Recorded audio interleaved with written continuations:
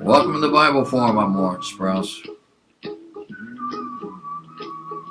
The Obama regulation defining gender defined it as a person's internal sense of being male, female, neither, or a combination. Under the Obama-era federal rule, a hospital could be required to perform gender transition procedures such as hysterectomies. The rule was meant to carry out the anti-discrimination section of the Affordable Care Act, which bars sex discrimination in health care.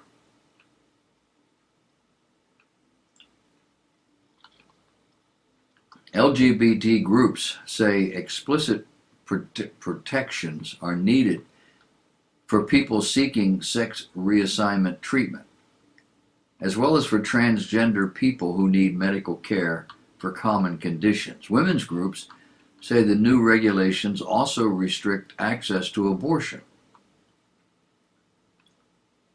Fatima Graves, president of the National Women's Law Center, said no one should fear being turned away by a medical provider because of who they are or the personal health decisions they have made.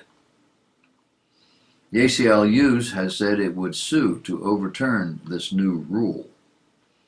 Roger Severino, head of Health and Human Services Department that enforces civil rights laws, has said transgender people continue to be protected by other statutes that bar discrimination in health care on account of race, color, national origin, age, disability, and other factors. The proposed new rule could also affect the notices that patients get in multiple languages about their rights to translation services. Such notices then come with insurer explanation of benefits forms. The Trump administration says the notice requirement has become a needless burden on healthcare providers, requiring billions of paper notices to be mailed annually at an estimated 5-year cost of $3.2 billion.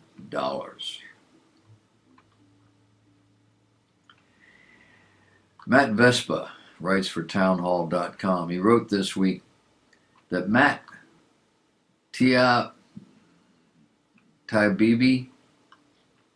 I don't think that's how it's pronounced, is no conservative.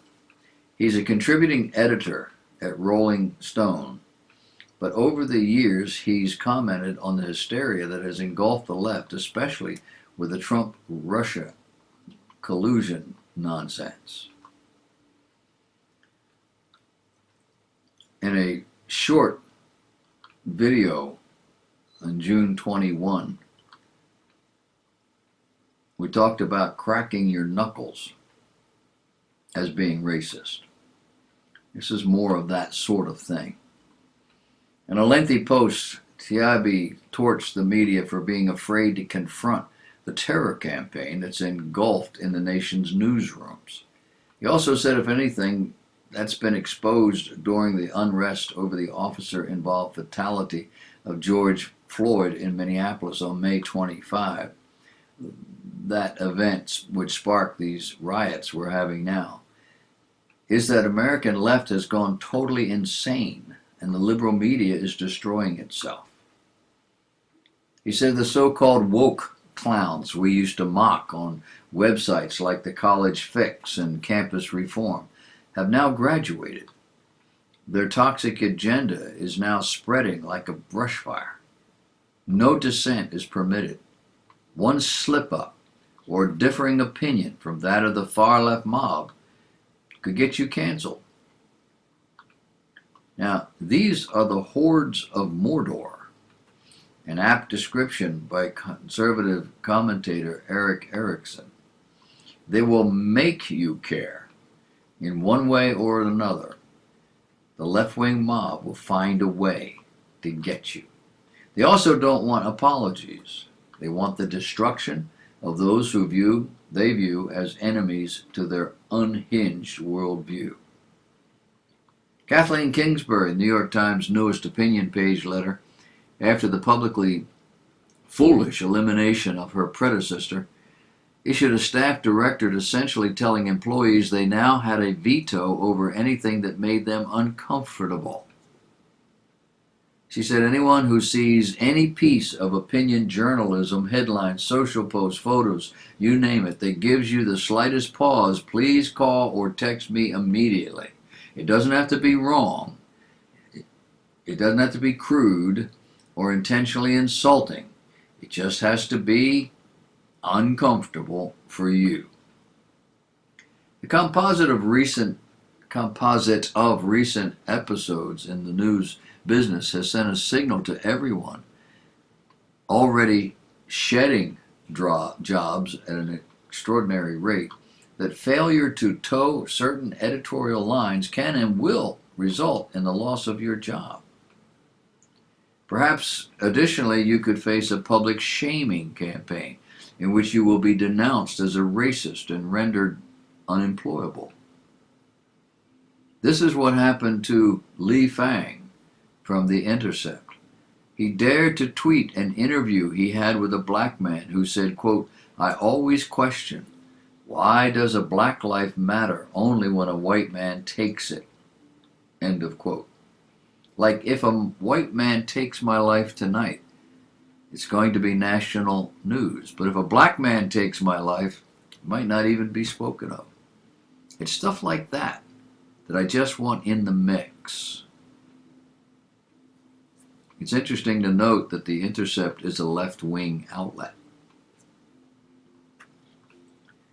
According to a study over the last 12 years, the teaching of creationism in public high schools across the United States has declined, while the time devoted to teaching the theory of evolution has sharply increased.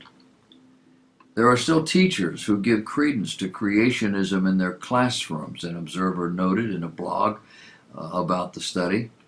But their numbers are dwindling from almost a third in 2007 to less than a fifth in 2019. A possible reason for more teaching on evolution is because teachers were adopting the next generation science standards, in which Branch explained that, quote, evolution is included as a disciplinary core idea of the life sciences, end of quote. So what's evolution? Well, the Smithsonian defines evolution occurring when there is a change in the genetic material, the chemical molecule, the DNA, in any living organ. That's how change occurs, they claim, in fully formed beings. But how does that fully formed being become something else?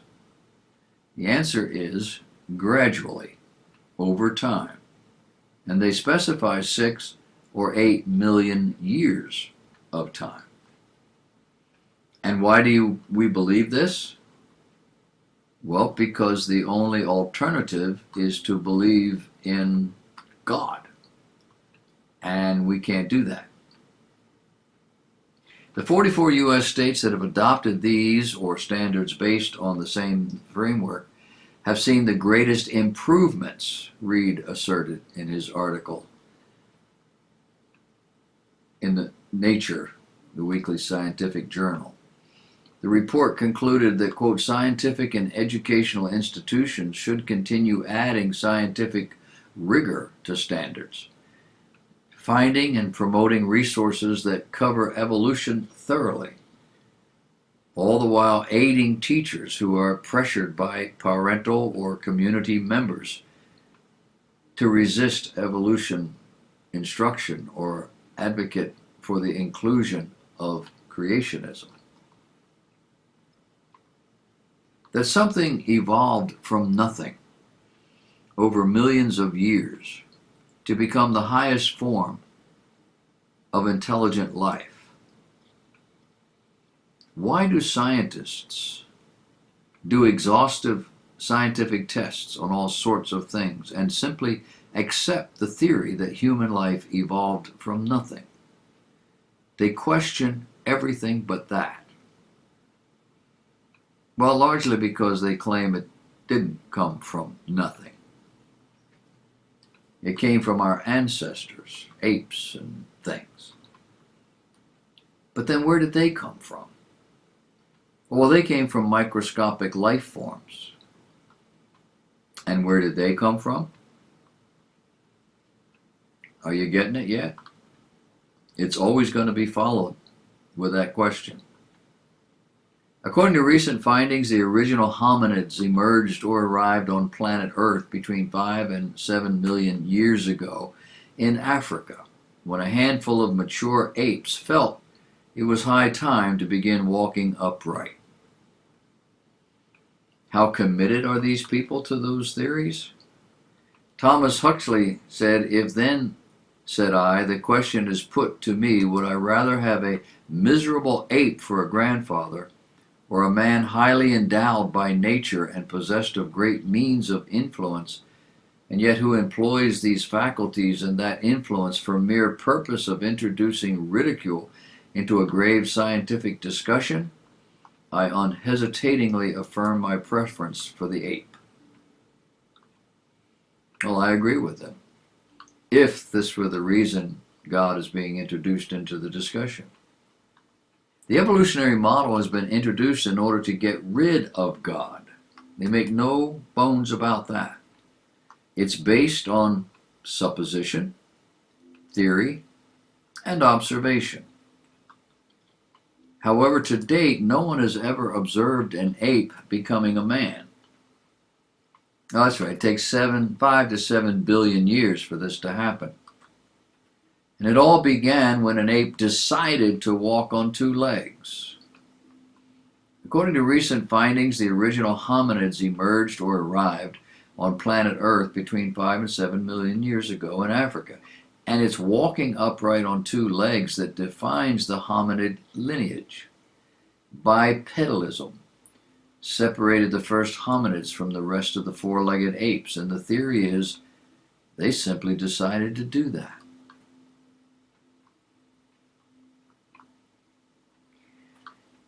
Do Americans have a justifiable need to own a gun? Quote, "The constitutions of most of our states assert that all power is inherent in the people, that they may exercise it by themselves in all cases to which they think themselves competent, or they may act by representatives, freely and equally chosen. It is their right and duty to be at all times armed. They are entitled to freedom of person, freedom of religion, freedom of property, freedom of the press." Who said that? Thomas Jefferson. The text of the Second Amendment protects the right of the people to keep and to bear arms. Yet in several injunctions throughout the country, law-abiding citizens have been barred from this exercising of fundamental rights because they're not able to show they have a justifiable need, a good reason for doing so. One would think that such an onerous burden on a fundamental right would warrant the court's review. The High Court would almost certainly review the constitutionality of a law requiring citizens to establish a justifiable need before exercising their free speech rights. At the same time, it seems highly unlikely the court would allow a state to enforce a law requiring a woman to provide a justifiable need before seeking an abortion.